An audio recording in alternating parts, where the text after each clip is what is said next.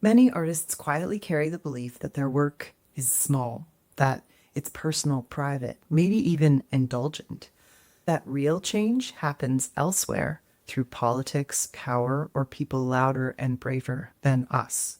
History tells a vastly different story. Again and again, artists have shaped the emotional reality of their time, not always by trying to be revolutionary, but by telling the truth of what they saw, felt, and lived through with clarity and courage. Hey, I'm Carrie, and I'm here to remind you you are already an artist. Here on Artist Strong, I help creatives stop feeling like a copyist or hobbyist so they can create their first real series of artwork and build a portfolio they're proud of. If you're ready to stop the DIY learning and get the support and structure to finally draw and paint with your unique voice, I'm here to help. Sign up and watch my workshop, How to Transform Your Ideas into Artwork That's Uniquely Yours. To date, thousands have joined the community. The workshop is completely free, and the link is in the description below. Here are three artists whose work didn't just reflect history, but helped shape it, and what their choices can teach you about making meaningful work today. I hope you see your art matters now more than ever. Käthe Kollwitz, choosing truth over comfort. Käthe Kollwitz did not paint battles. She painted what came after.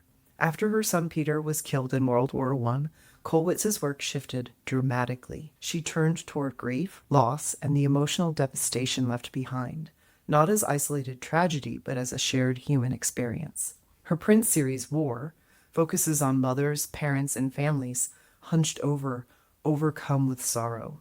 There is no heroism here, no triumphant sacrifice, just the unbearable cost of violence carried by those left behind. At the time, Germany was deeply invested in nationalist narratives that framed war as noble and necessary.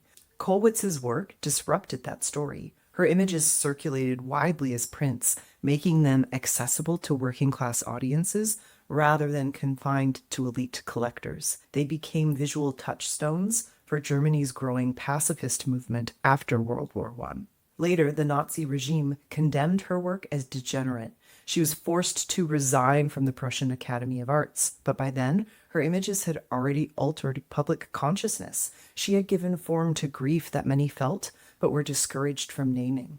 What artists can learn from Kollwitz. Kollwitz teaches us that honesty can be radical, even when it's quiet. She didn't chase novelty or trends. She didn't dilute her message to make it more palatable. She trusted that telling the emotional truth, especially the parts that society wanted to hide, was enough. For contemporary artists, this is you. This raises important questions. Where am I softening my work to make it easier to accept? What emotional truth am I circling but not fully committing to? Am I willing to let my work be uncomfortable if it's honest? Your work does not need to be political in a loud or literal way to have impact. It becomes powerful when it refuses to lie. Jacob Lawrence, claiming the right to tell the story.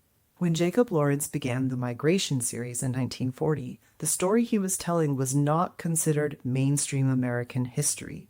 The Great Migration was when millions of Black Americans fled Jim Crow South in search of safety, work, and opportunity. This period shaped modern cities, labor systems, and culture, yet it was rarely centered in museums, textbooks, or national narratives.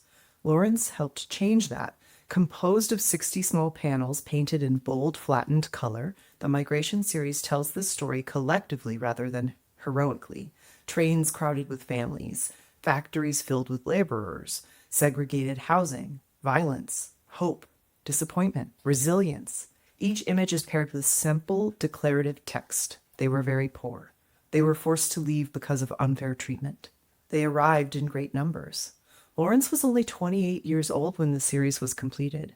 It was immediately recognized as groundbreaking. Major museums acquired it, and it permanently shifted how the Great Migration was discussed, studied, and remembered. Lawrence didn't ask permission to tell this story. He assumed it mattered and painted accordingly.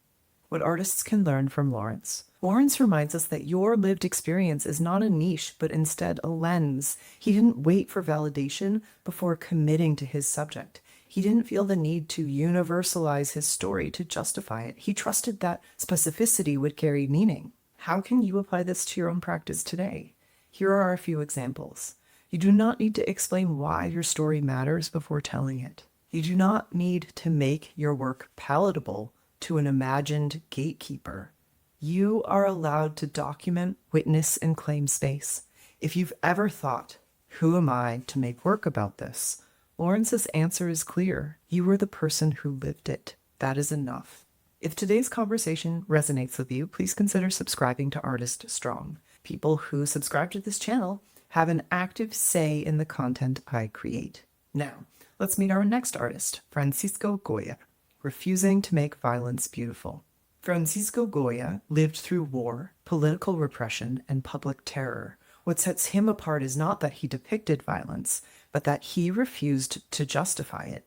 In the disasters of war, created between 1810 and 1820, Goya produced a series of etchings showing executions, famine, mutilation, and despair during the Peninsular War.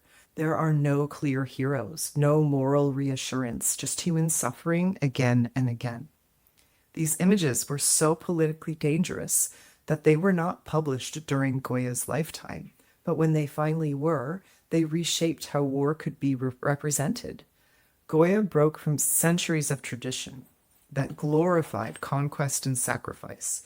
Instead, he exposed the machinery of violence, showing what it does to bodies, families, and societies. His influence is visible today in protest art, documentary photography, and any work that prioritizes truth over spectacle. What artists can learn from Goya. Goya teaches us that aesthetic skill does not require moral neutrality. He did not distance himself emotionally from his subject. He did not hide behind technique. He used his mastery to clarify, not obscure, what was happening. I'm curious, where might beauty be muting the truth in your work? Are you using skill to impress or to communicate? That one's for me. What happens when you let your work take a stance? Not with slogans, but with clarity. Art does not have to offer solutions. Sometimes its role is to make denial impossible, making work that matters now. None of these artists were chasing relevance. They were responding honestly to the world in front of them. Their work mattered because it told the truth when silence was expected, centered experiences others overlooked, trusted emotional clarity over approval. That is still available to you. You do not need to predict history to participate in it. You only need to take your work seriously enough to stop shrinking it. Art becomes influential not when it tries to be important, but when it refuses to be dishonest. And that begins with believing that your way of seeing is worth showing. Thank you so much for watching. I'm curious if one of these artists resonates with you or if you have another name to share. These are certainly not the only artists who have had cultural impact. Tell me more in the comments below. Then, please like and subscribe to Artist Strong. Remember, proudly call yourself an artist. Together we are Artist Strong.